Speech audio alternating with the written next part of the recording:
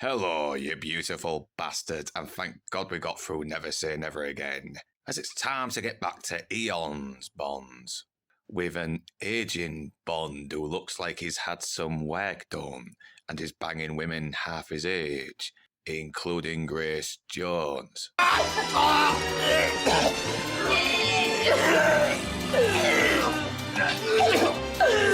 Well, flat-top psycho ladies and cackling blonde maniacs, this is A View to a Kill. Meeting you with a view to a kill. Released in June 1985, A View to a Kill sees Bond, played for the final time by Roger Moore, recovering a microchip on a dead agent. He gets attacked by some Soviet agents, and after an intense escape ruined by the Beach Boys...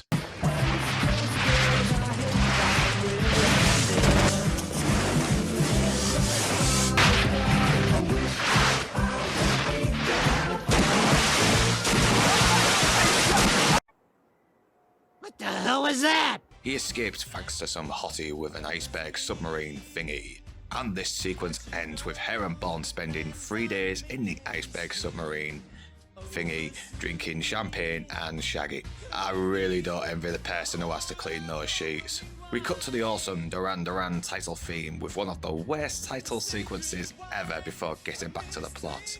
It turns out the microchip leads to a guy named Zorin, played to perfection by a manically don't give a fuck Christopher Walken, who plans to destroy Silicon Valley for some microchip scheme. Can Bond stop him without needing a hip replacement? A View to a Kill is something. It was the last Bond Roger Moore did, and even he agreed he was way too old for the role. The dude was in his late 50s, for fuck's sake. And also, what the fuck did they do to his face? Why does his eyes make him look like he's just witnessed Dylan Mulvaney whipping out his can of Bud Light?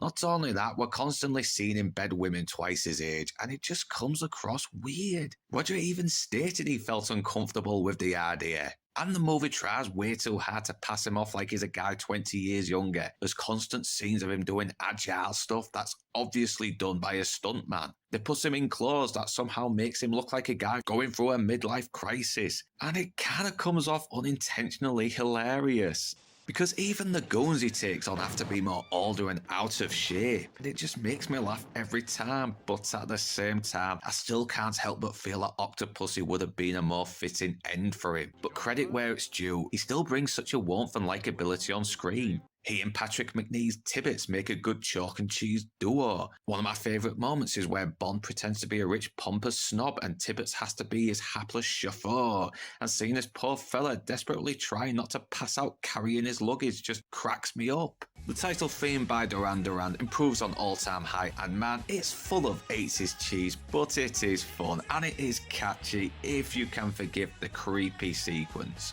But it's the villains that make this movie. Whoever came up with the idea of having Christopher Walken pair up with Grace Jones deserves a fucking medal. They're such a weird pairing, and yet they complement each other very well. Christopher Walken as Max Owen is an enjoyably over-the-top nutjob who's very unapologetic in how psychotic he is, and he takes such joy in being so fucking evil. I love the backstory on Zorin and how he was a product of a steroid experimentation from Nazi scientists. It feels very Fleming-esque.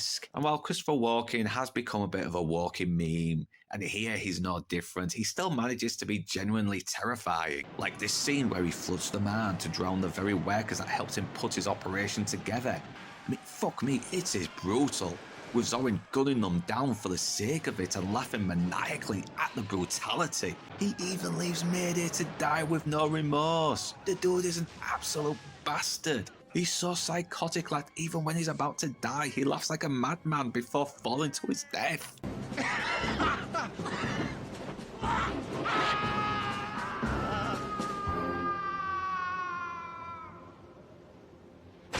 That's gotta hurt. Grace Jones's Mayday is more stoic and mysterious as his bodyguard slash girlfriend, and they do have some great chemistry despite some weird moments.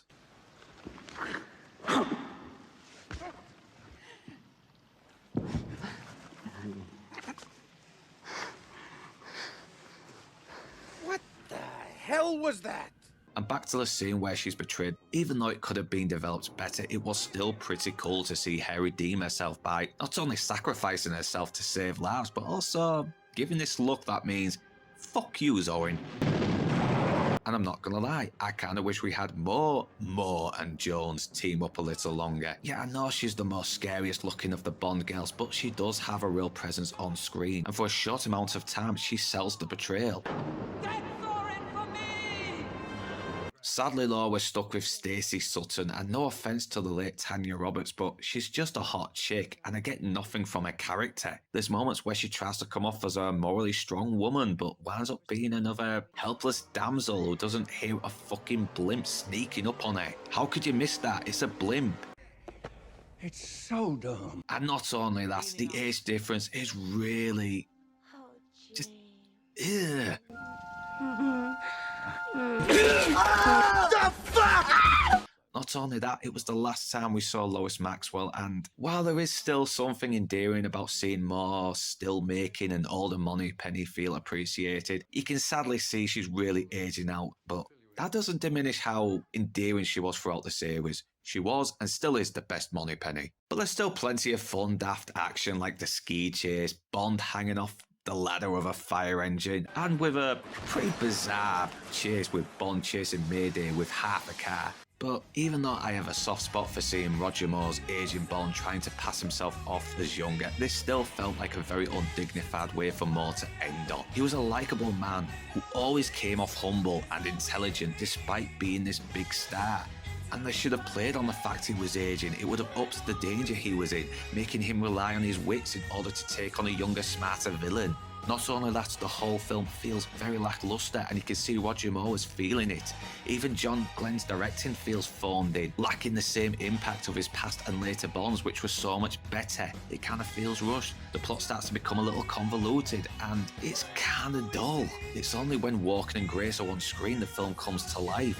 I still don't hate it. Despite being lackluster, there's still enough to come back to, but more deserve to end on a much higher note. So if you're after a Bond adventure with more substance, there's unfortunately nothing worth viewing Here to Kill.